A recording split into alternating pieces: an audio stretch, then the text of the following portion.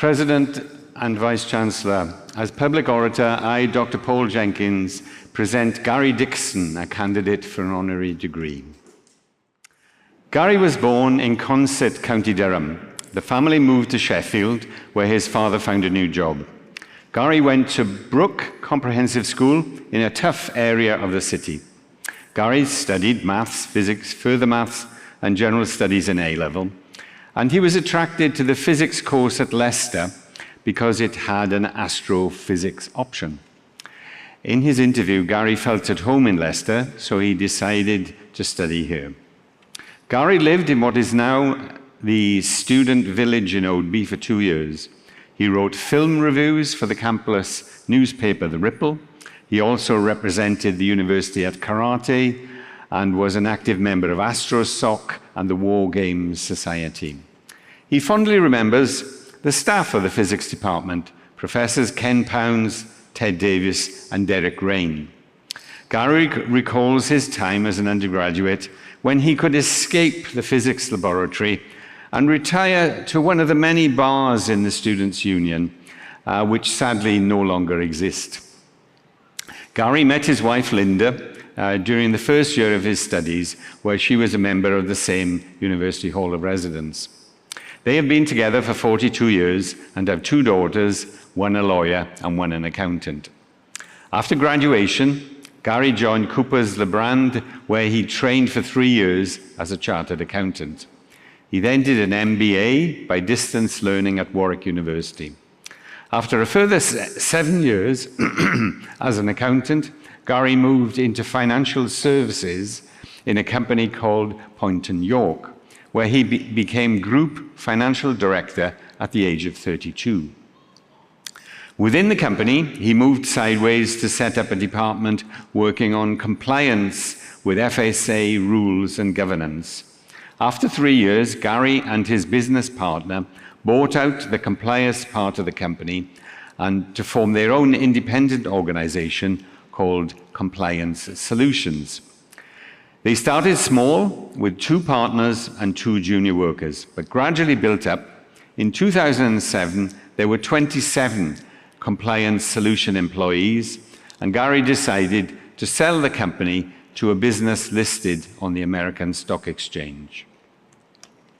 In 2008, Gary saw an advertisement in The Economist magazine inviting applications for lay members of the University of Leicester Council. He applied and was interviewed by the then Vice-Chancellor, Bob Burgess. Gary did not expect to get the job, as he was 43 and the rest of the council were well over 60. However, he was invited onto the University Council. In line with his experience and being an entrepreneur, Gary started to encourage university staff and students to exploit their research by forming spin-out companies. Gary spent 9 years as a lay member of council. His tenure included 6 years on the audit committee, 4 years on the finance committee, and 1 year as treasurer. After this arduous apprenticeship, Gary became chair of council, which is the governing body of the university, in 2019. His tenure lasted 6 years. During that time, Gary led several important events in the history of the university.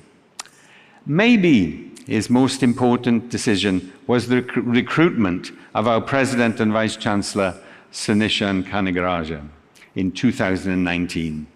Other landmarks were the centenary celebration, steering the university through the COVID pandemic, and the completion of the Freeman's Common accommodation buildings, and also the refurbishment of the business school.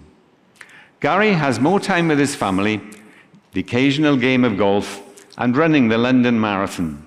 He continues to keep his financial hand in non-executive director roles in the financial company Trading 212 and the university's superannuation scheme. University staff will be relieved to know that their pension scheme is in Gary's safe financial hands.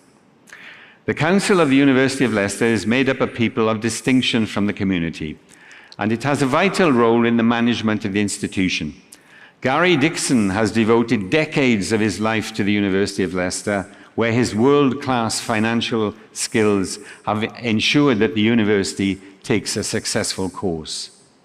Mr. President and Vice-Chancellor, I present Gary Dixon, so you may confer upon him the honorary degree of Doctor of Laws.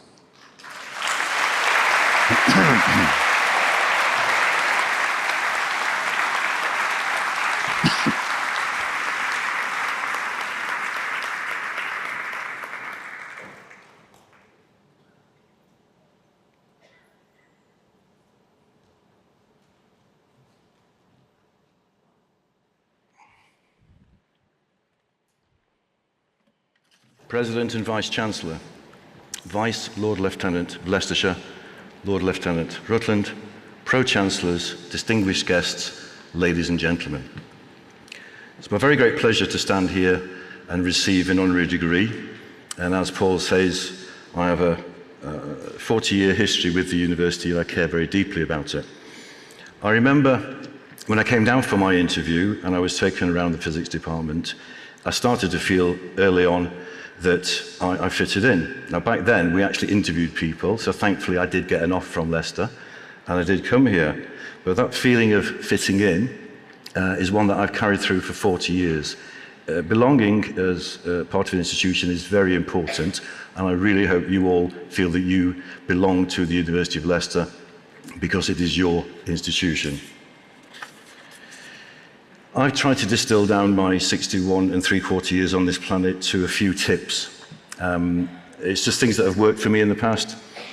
There are only 6 of them. I was going to do 10, but Sir Nishan said, Gary, we've only got 30 minutes for your speech, so we can't do that.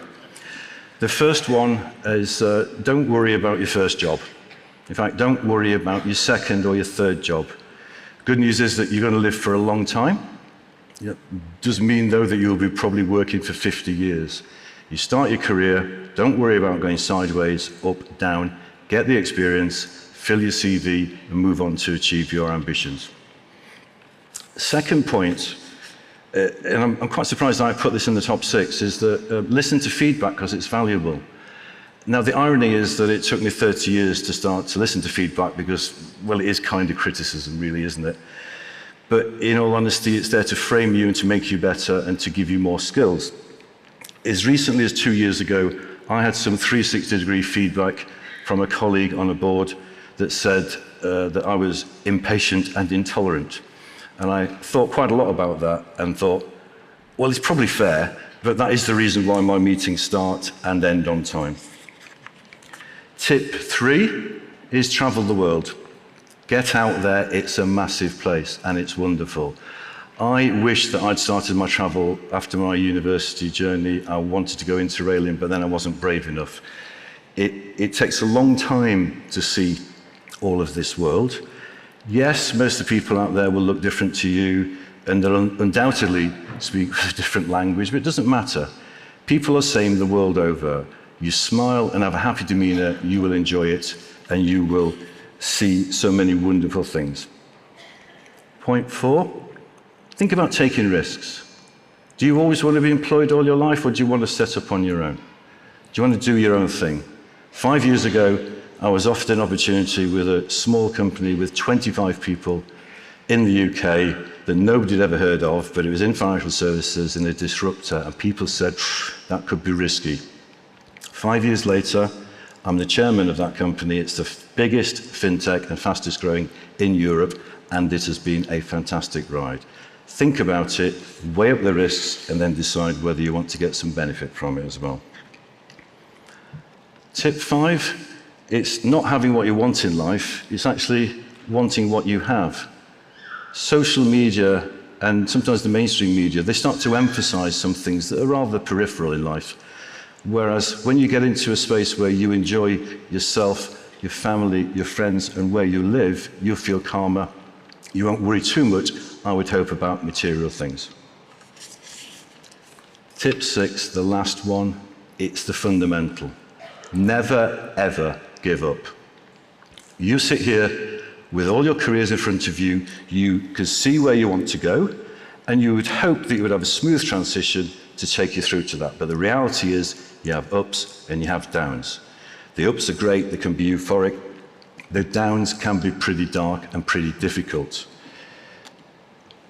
My favorite saying is, it's not how many times you get knocked down in this life that counts, it's how many times you stand back up, you dust yourself down.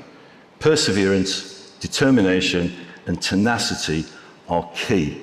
I hope in my career I've exhibited those characteristics, and I'm sure that you, as the graduating class of 2026, will have them in abundance. I wish you all well with your journey.